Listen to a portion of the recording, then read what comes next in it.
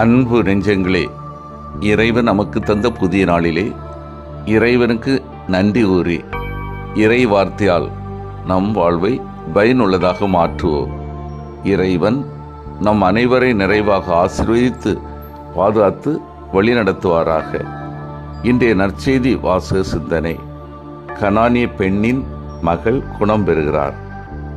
மத்தேயு நற்செய்தி நூல் பிரிவு 15 இறை சொற்றொடர்கள் 21 முதல் 28 முடிய. இதன் விளக்கம் அறிவோம்.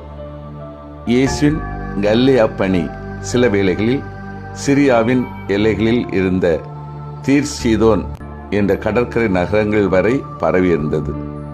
இயேசு சொந்தம் கொண்டாடிய கப்பர்நகூம் ஊரிலிருந்து இப்பகுதி ஏறக்குறைய 40 கல் தூரம். அசீரிய பாபிலோன் ஆட்சியிலிருந்து திரும்பிய யூத அகதிகளும் யூதரல்லாத முதல் குடிமக்களும் கலந்தே வாழ்ந்த இக்கல்லேய பகுதிகளை புறவினத்தாரின் கல்லியா என அழைத்தன. மத்தேயுவை பொறுத்தமட்டில் இப்பெண் ஒரு புறவின பெண். யூதர்களின் மெஸ்ஸியா பற்றிய எதிர்பார்ப்புகளையும் இயேசுவை பற்றியுமே இப்பெண் கேள்விப்பட்டிருக்கலாம். சிரியாவின் எல்லை ஊரின்று கல்லியாவுக்குள் நுழைந்து இயேசுவை பார்க்க வருகிறார். மெஸ்ஸியா என சொல்லி இயேசுவின் காலில் விழுந்து தாவீதின் மகனே எனவும் அவரை அழைத்து மன்றாடுகிறார். தன்னுடைய மகளை குணப்படுத்த வேண்டுகிறார். கேட்காதவரை போல் இயேசு அமைதி காக்கிறார். புறவினத்தாருக்கு தன்னை வெளிப்படுத்தினால் யூதருக்கான தன் பணியை முடிக்காது போய்விடுமோ என்ற ஒரு தயக்கம் இயேசுக்கு இருந்திருக்கலாம். ஆனால் தன்னை பணிந்து மெஸ்ஸியாவாக ஏற்கும் இப்பெண்ணின் பெரு நம்பிக்கையை பார்த்து இயேசு வியப்பு கொள்கிறார். தன் தயக்கத்தையும் உணர்வையும் மட்டுப்படுத்தும் நோக்கில் அவர் அமைதி காத்திருக்கலாம். சீடர்களின் குழப்பத்திற்கும் குறை உணவிற்கும் முன்னே இயேசு காட்டிய அமைதி சிறப்பு. இறுதியாக வந்த இயேசுவின் பதிலை நற்செய்தியின் முழு கண்ணோட்டத்தில் தான் புரிந்து கொள்ள வேண்டும். குழந்தைகளின் உணவை நாய்களுக்கு போடலாகாது. புறவினத்தாரை நாய் என கருதும் ஒரு இழிவு சொல்லை யூதர்கள் பயன்படுத்துவது வழக்கம். இயேசுவின் சொற்கள் தன்னிலே அப்பெண்ணை இழிவுபடுத்துவதாகத்தான் தோன்றும். மத்தேயு பொருளை தவிர்க்க முயல்கின்றார். இவ்வுரையின் கிரேக்க மூலம் இதை சிறிது தெளிவுபடுத்தும்.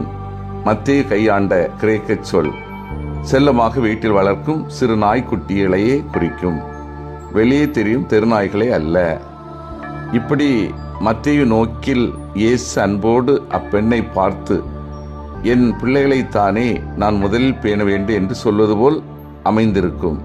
ஆனால் இயேசின் சொற்களையே வைத்து அப்பெண்ணின் பதிலுறுத்த வகையும் அவருடைய நம்பிக்கையை மட்டுமல்ல, ஒரு தாயின் அன்பார்வத்தையும் மகளுக்காக எதையும் பெற்றுவிடும் திறனையும் துணிவையும் காட்டுகின்றன.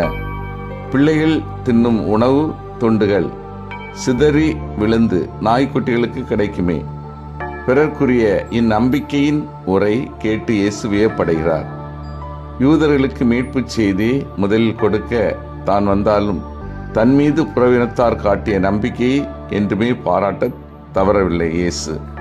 அப்பெண்ணின் நம்பிக்கை யூத மக்களுக்கும் ஏன் தன் சீடருக்குமே முன்மாதிரியாக வைக்கிறார். யூத சமுதாயத்திலிருந்து உலகத்தையே தழுவும் நற்செய்தியின் வளர்ச்சி போக்கே மத்தேயு இங்கு கையாளுகிறார். அன்பார்ந்தவர்களே, அசைக்க முடியாத நம்பிக்கை என்பார்கள். நம்பிக்கை இழக்க செய்ய முயன்றாலும் அது மாறாது. கனானிய பெண், அவள் 2 வகையில் ஒதுக்கப்பட்டவள். பழங்காலத்தில் இஸ்ரேல் மக்கள் இஸ்ராயலை சேராத வேற்றின பெண் இயேசு மீது ஆழ்ந்த நம்பிக்கை வைத்து தன் மகள் பேயின் பிடியிலிருந்து விடுதலை பெற கெஞ்சுகிறாள். பிள்ளைகளுக்குரியதை நாய்களுக்கு போடுவதில்லை என்கிறார். அசையாத நம்பிக்கை கொண்ட அப்பெண் இயேசுவை அவர் வாதத்தின் அடிப்படையிலேயே அவரை வெல்கிறார். மேசையிலிருந்து விழும் துண்டுகளை நாய்க்குட்டிகள் தின்னும் என்கிறார்.